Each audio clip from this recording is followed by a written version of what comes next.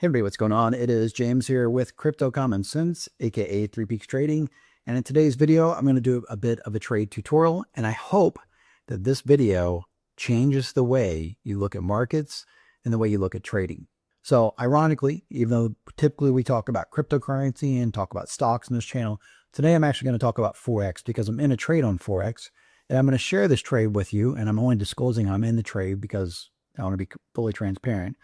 But I want to share this trade with you because I want to drill a point home that I think most new traders and even a lot of traders who have been struggling for a while just don't understand. Most new traders think the way you become successful with trading is you develop some type of edge where you know what the market's going to do.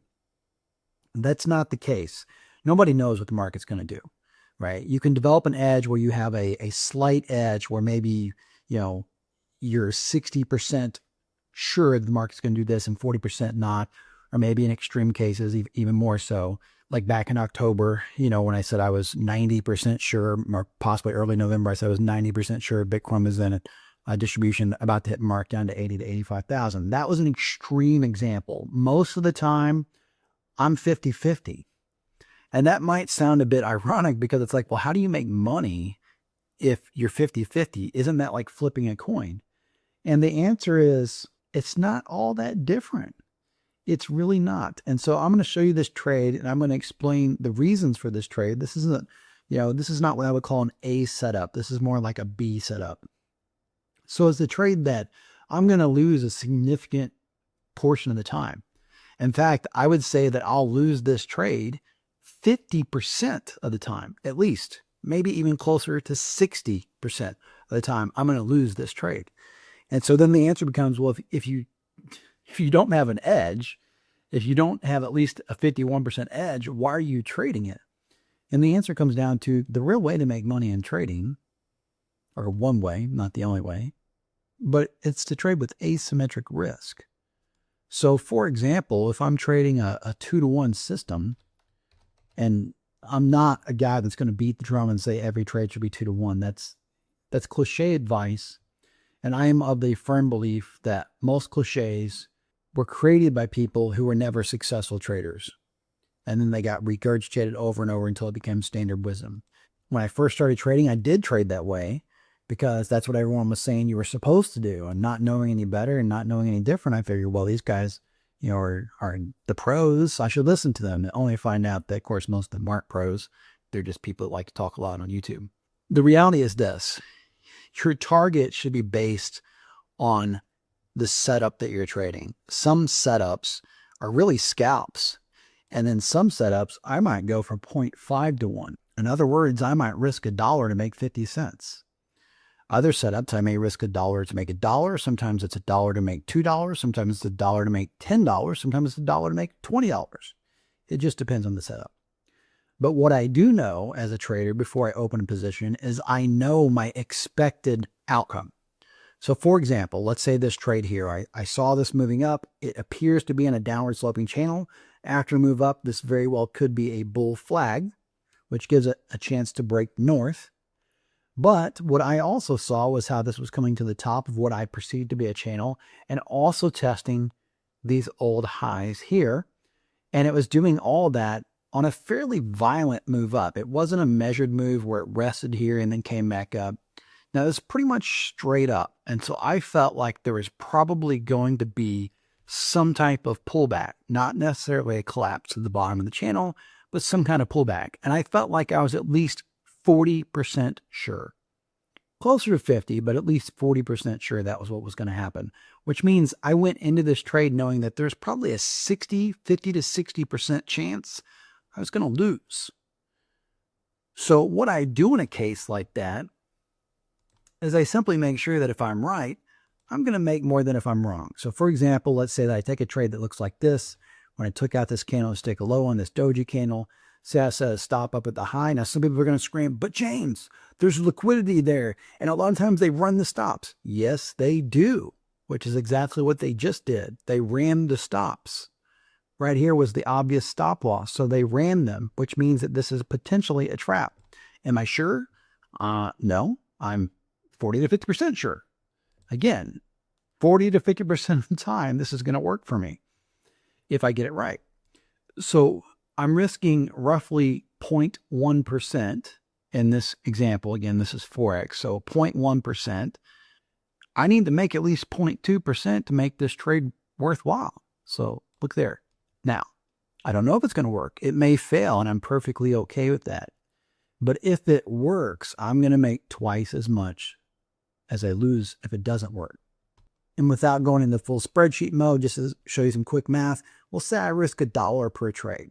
So I take 100 trades and I lose 60% of the time. That's going to be 60 trades. 60 losers times $1 each time I lose. That's, of course, $60 in the hole, right?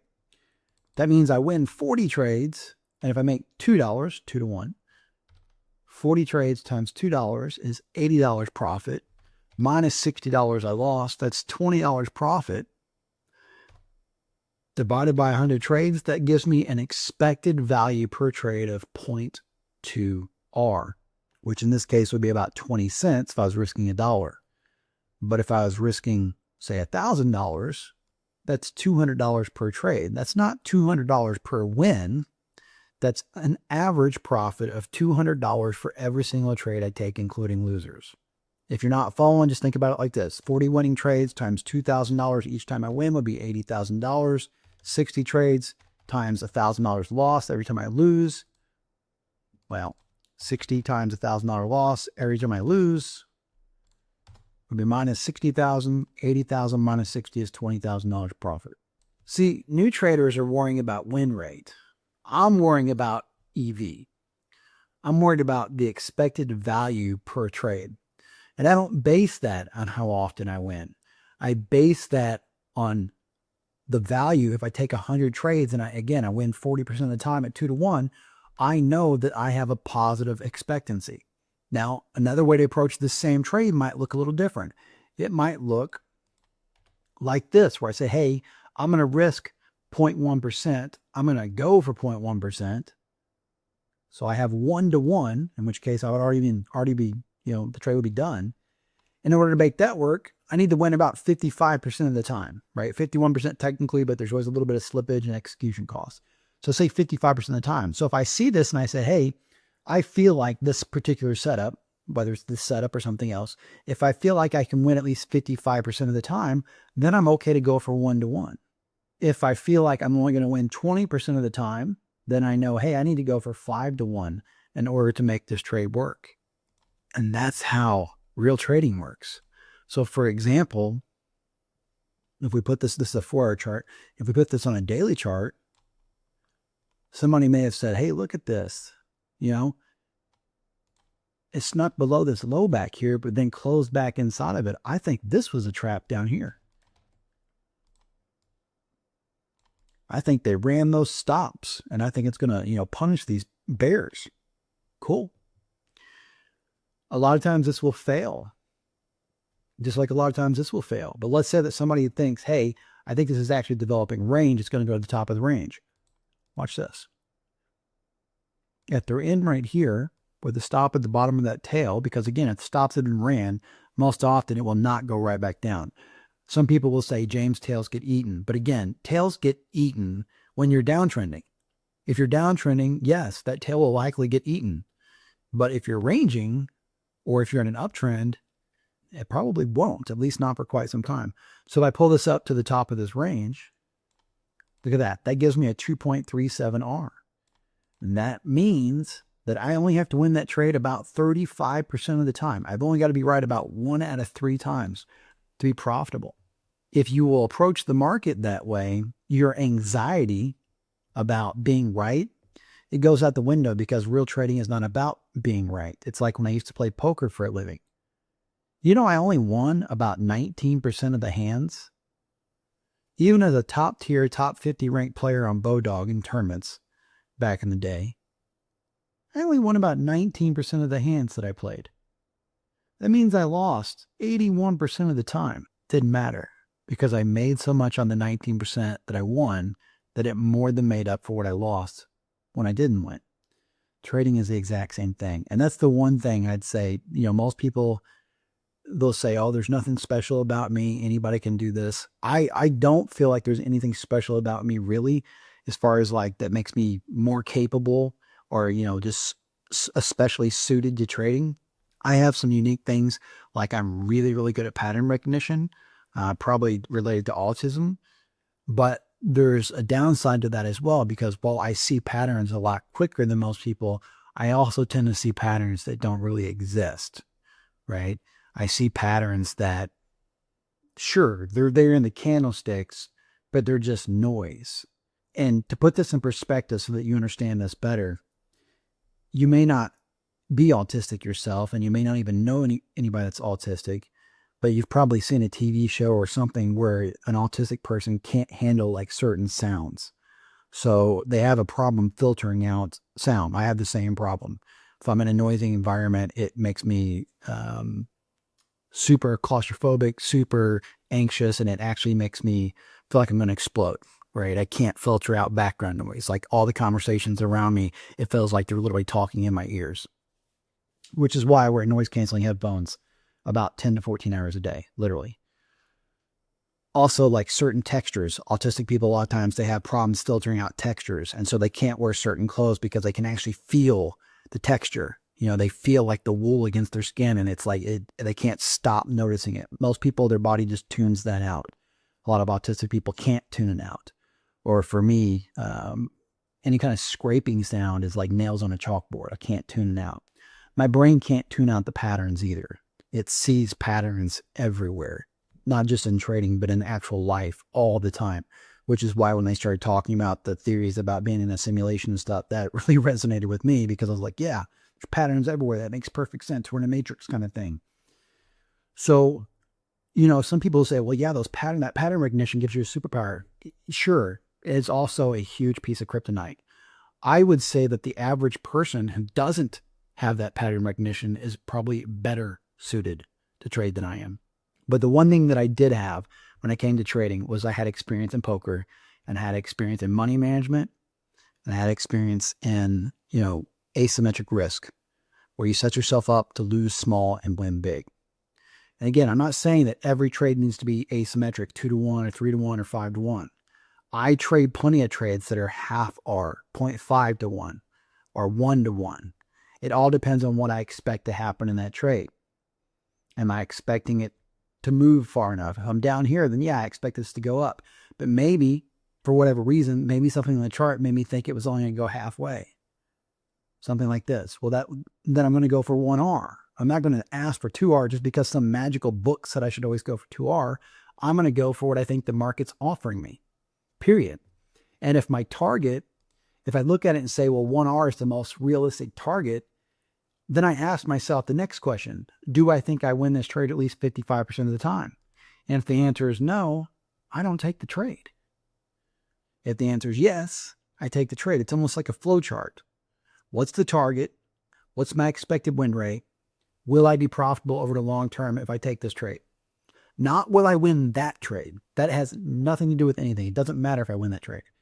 Will I be profitable if I take this trade 1,000 times? Think about this.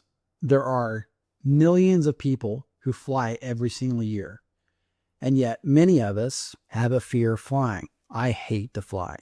People say, well, if you fly, you'll get used to it. Bullshit. I've flown like 16 times. I hate it more every time.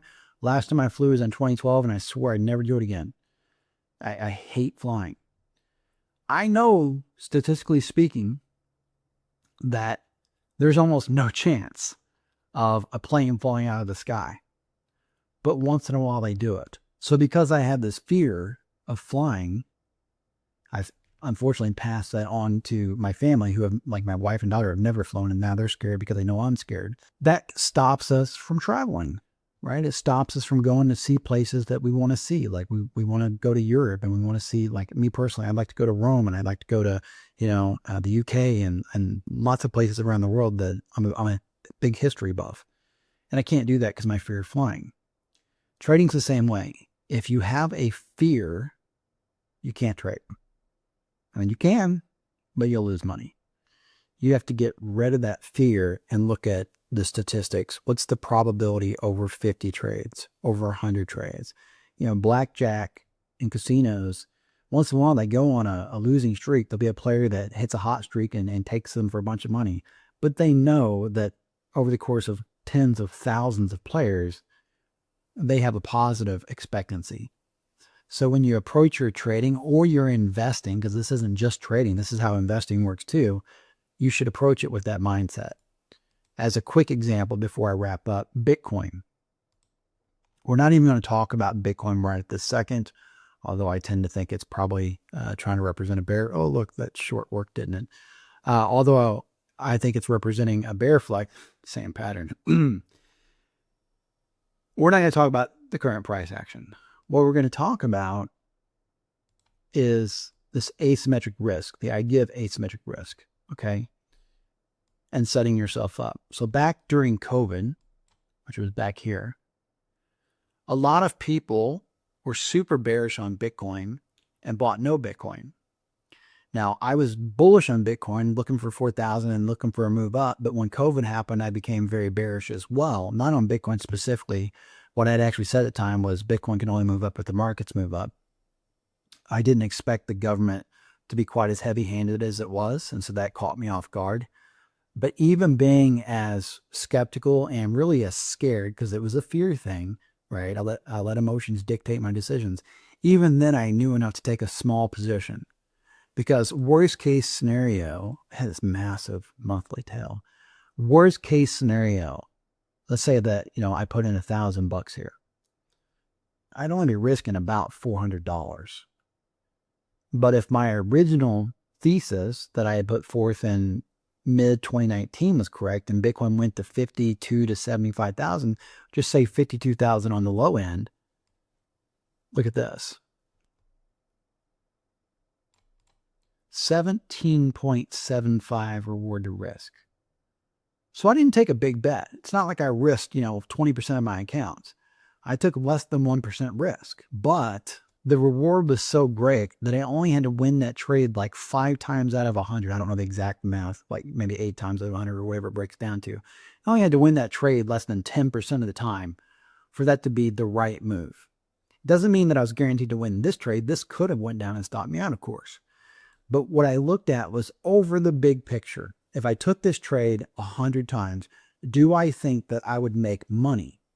And the answer was yes. So I took a small position. You can approach everything this way.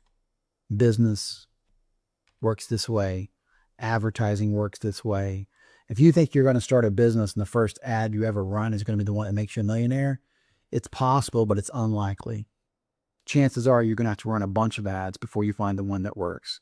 Chances are even when you find a winning ad, you're going to have to tweak the funnel and try different funnels and find the one that works. You're going to have to find the sales page that converts the best. You're going to have to find the offer that resonates with your audience the best. You're going to be tweaking and testing all throughout that life cycle of that business. That's just how it works with almost any business. There are exceptions. Almost any business works that way. Trading is the same thing. Stop now and give the video a thumbs up and subscribe to the channel if you like this content. Also, make sure you check the description. I'll leave a link down there where you can join my free school community. I'm trying to build a community up away from social media so that I don't have all these reach issues that I've had in the past with censorship and all the other crazy stuff that I've went through over the last several years. And the more people that join that community, the more I will give away, the more I will share, and the more I will open the vault and, start dispensing some of the lessons that has taken me 8.5 years, almost 9 years now to put together.